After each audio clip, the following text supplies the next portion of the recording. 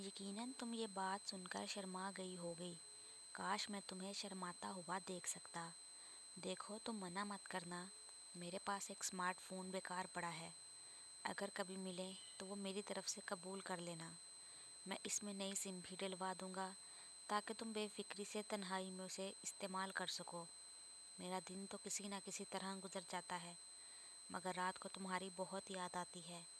اپنی کچھ تصویریں بھی مجھے بھیج دیا کرنا۔ جب تک شادی نہیں ہو جاتی انہیں دیکھ کر ہی دل بہلا لیا کروں گا۔ اور ہاں، شادی کے بعد تو میں کم سے کم 1 ماہ تک کام پر نہیں جاؤں گا تاکہ ہر وقت تمہیں ہی دیکھتا رہوں۔ بس ایک بات سے میری ڈھارس بندھی رہتی ہے کہ تھوڑے دنوں کی بات ہے، پھر تو ہماری شادی ہو ہی جائے گی۔ یہ اس سے اگلے روز کی بات ہے۔ وجاہت کا باپ اپنی بیوی کو لے کر ان کے گھر آ دھمکا۔ وہ شاہدہ کے باپ کا بچپن کا دوست تھا۔ اتفاق کی بات تھی، سالوں پہلے دونوں دوستوں کی شادیاں بھی چند روز کے فرق سے آگے پیچھے ہوئی تھیں۔ اس زمانے کی رسم کے مطابق دونوں دوستوں نے طے کر لیا تھا کہ اگر ایک کے گھر لڑکا اور دوسرے کے گھر لڑکی ہوئی تو وہ ان دونوں کی شادی کر کے اپنی دوستی کو مزید مضبوط کر لیں گے۔ اس کے دوست کے ہاں تو شادی کے پہلے سال ہی بیٹا ہو گیا تھا، مگر شاہدہ 5-6 سال بعد پیدا ہوئی تھی۔ ویسے تو دونوں دوست زندگی کی مصروفیات کے وقت نکال کر مہینے 2 مہینے بعد ایک دوسرے سے مل لیا کرتے تھے، مگر اس دفعہ بیوی کے ساتھ آمد کا مقصد یہی تھا کہ برسوں پہلے جو بات ہوئی تھی اس کو پورا کیا جائے۔ دوست کے بیٹے کا نام وجاہت تھا اور وہ کسی سرکاری ادارے میں ملازم تھا۔ شاہدہ کا باپ اس رشتے پر نہ صرف راضی تھا بلکہ بہت خوش بھی تھا۔ اس کے علاوہ یہ بات بھی تھی کہ دونوں دوستوں نے اس کے بارے میں عہد بھی کیا ہوا تھا اور وہ عہد پورا کرنے کا وقت آ گیا تھا۔ اپنی سخت گیر طبیعت کی بنا پر اس نے گھر میں کسی سے مشورہ کرنے کی ضرورت بھی نہ سمجھی اور اپنا فیصلہ بیوی کو سنا دیا۔ شاہدہ کی شادی میرے دوست کے بیٹے وجاہت سے ہوگی۔ ماں تو سیدھی سادی ایک مشرقی عورت تھی اور شوہر سے ڈر کر رہتی تھی۔ اس نے اس کے فیصلے پر سر جھکا دیا اور شائستہ کو باپ کے فیصلے سے آگاہ کر دیا۔ یہ خبر سن کر شاہدہ پر تو جیسے قیامت ٹوٹ پڑی۔ اس نے آنکھوں میں آنسو بھر کر ماں سے اس بات پر احتجاج کیا، اپنی ادھوری پڑھائی کا بہانہ بنایا، مگر اس کی ماں نے ہاتھ کھڑے کر دیے۔ میں تیرے باپ سے اس سلسلے میں کوئی بات نہیں کر سکتی، وہ میرے پیچھے پڑ جائے گا۔ اگر تجھے کوئی اعتراض ہے تو جا کر اسی سے بات کر۔ یہ بات بس یاد رکھنا کہ ماں باپ جو بھی کرتے ہیں اولاد کے حق میں بہتر ہی ہوتا ہے۔ اس میں اتنی ہمت کہاں تھی کہ باپ سے بات کرتی، وہ دل مسوس کر رہ گئی۔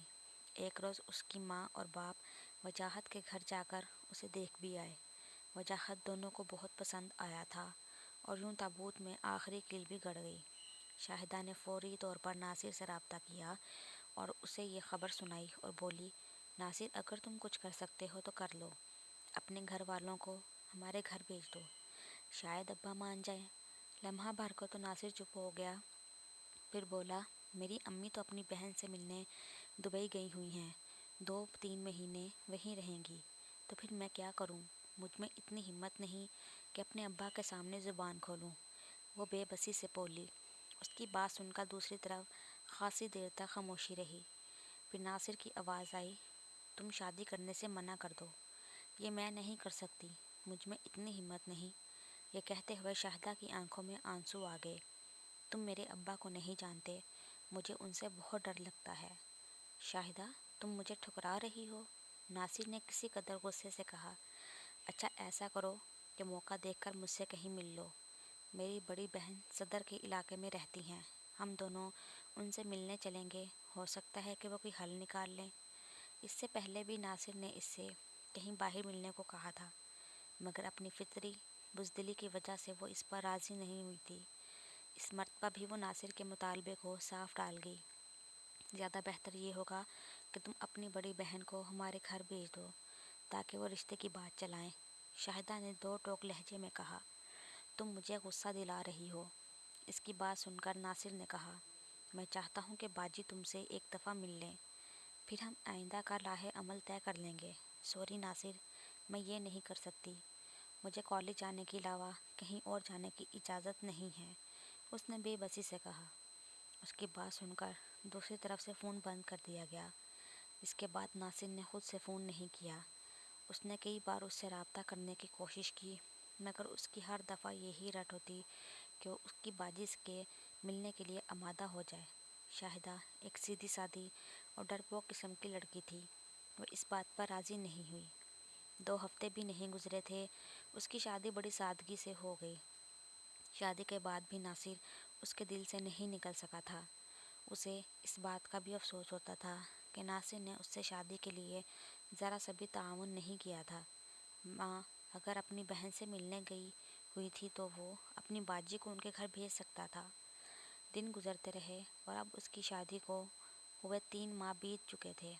اتنا عرصہ گزر جانے کے بعد اس کے دل میں وجاہت کے لیے کوئی جگہ نہ بن سکی تھی۔ وہ نہ اس سے بات کرتی تھی، نہ اس کو دیکھتی تھی۔ وہ کام پر چلا جاتا تو اسے ایک اطمینان کا احساس ہوتا۔ وہ گھر آ جاتا تو اسے بے کلی سی محسوس ہونے لگتی۔ اس کے رویے سے وجاہت حیرت زدہ تو تھا، مگر اس سلسلے میں اس نے آج تک کوئی سوال جواب نہیں کیا تھا۔